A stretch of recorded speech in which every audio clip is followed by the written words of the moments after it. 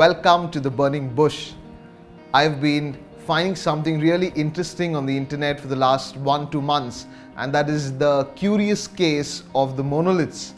The monoliths are structures that have appeared mysteriously across the globe.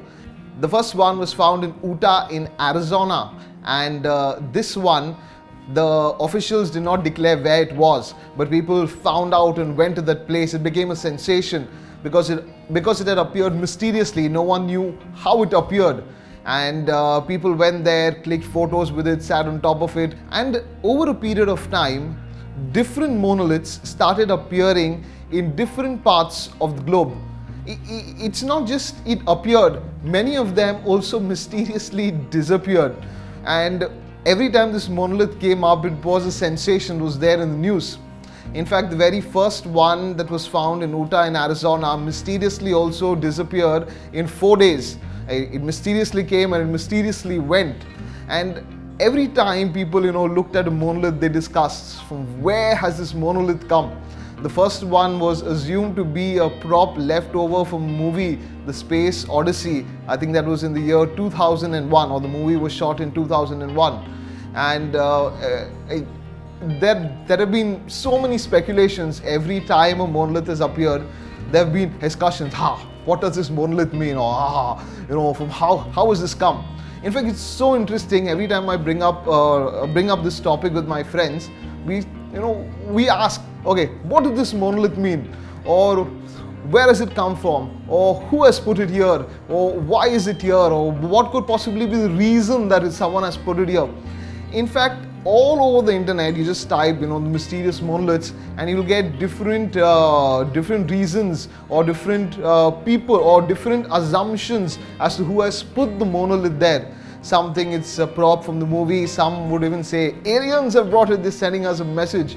Some would also say that it's a marketing gimmick. Some have attributed this to a person called John McCracken. He's an artist. But what is so fascinating is that in all of these conversations, whenever we discuss who put the monolith, we're trying to get an answer. So if I ask this question to you, who put the monolith there? We could possibly answer this in two different ways. The first way could be, I tell you, there's no reason. It just exists. It's just there. It just mysteriously appeared. No one put it there. It just came there. End of discussion. And you tell me, Rolvin, that's absurd. How can something just appear out of nowhere? Something can just come out of nowhere. Yeah, it's mysterious. It's just come out of nowhere, and you'll say, no, someone has got to put it there. Why do we say that? Because we know, in a sense, that everything has a cause. I didn't come into existence, just pop out of existence. There's a cause why I'm here. This camera didn't just pop into existence. There's a cause that created the camera. These lights, the fan, the chair that you're seated in, the mobile that you're watching this on. It didn't just pop into existence. There's a cause behind its existence. Also, we know that the camera which I'm recording this on did not create itself. I did not create myself. You did not create yourself. Look at anything around. Look at the trees, the birds, the skies, the buildings, the houses. None of them created themselves. They have all been caused by something. And so if I tell you, the monolith, it just came out of nowhere. It just popped into being. Rolvin, that's absurd. The second thing that we can do is we can say, okay, this monolith has been put here by so and so person. Just take an example. It's put here by my good friend Joel, who's helping me do these shoots, and he wants to tell the world, make sure you're not destroying the world. Take care of the world. Okay, that's a theory. That's a possible theory. Or we could say, it's a marketing gimmick by some company. They're going to, after a few months, just come up and say, oh, this is the meaning of the monoliths. We know, and this is a lot more satisfactory. Yeah, the monoliths have a meaning. Now, just take this monolith and make it the size of the earth. The question of from where the monolith has come, or who put the monolith there, or what does the monolith mean, does not become any less interesting. It becomes all the more interesting. Now you take this same monolith and you increase it to the size of the universe. The questions of who, why, what, how, when don't become any less interesting. They become all the more interesting. Now let's talk about the universe. When you're talking about this magnificent universe, if we ask the question, how is the universe there? If I tell you, like Bertrand Russell says, it's just there, end of discussion. We don't need to say anything about it. No one caused it, it's just there. And you tell me, Rolvin, that's absurd. If I tell you it just came out of nothing, you know that out of nothing can come nothing. So, to say that the universe just exists, you'll say, it can't just exist, it has to have a cause.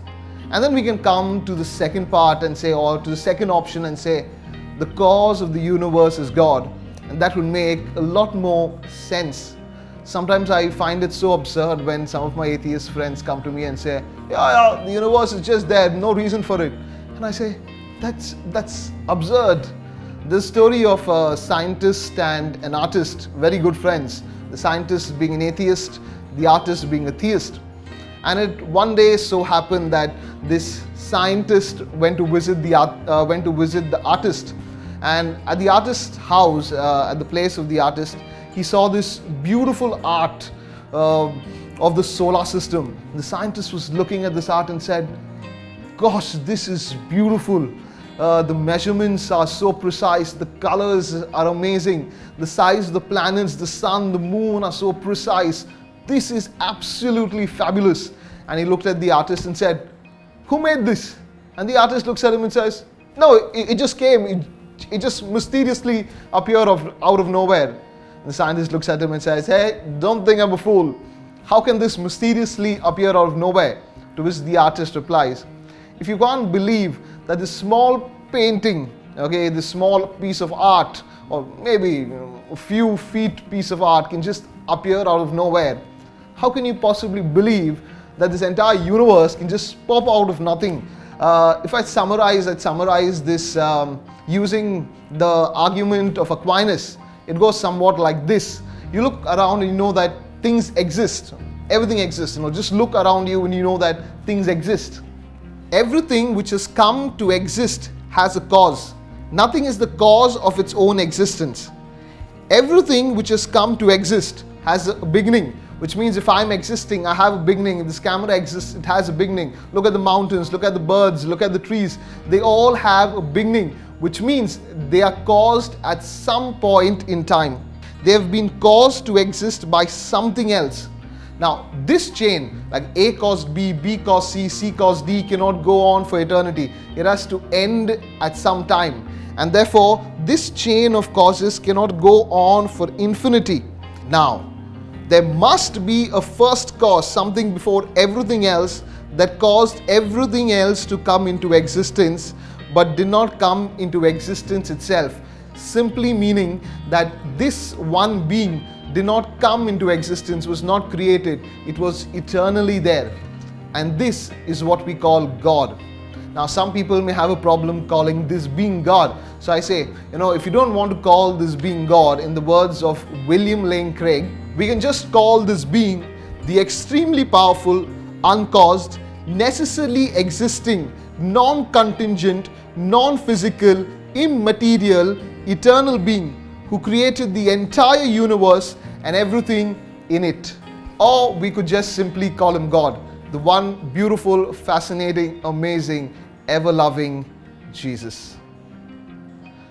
Now, if you've enjoyed this video, please do us a favor. Do not forget to like and subscribe to the channel. In that way, this video will reach a lot more people.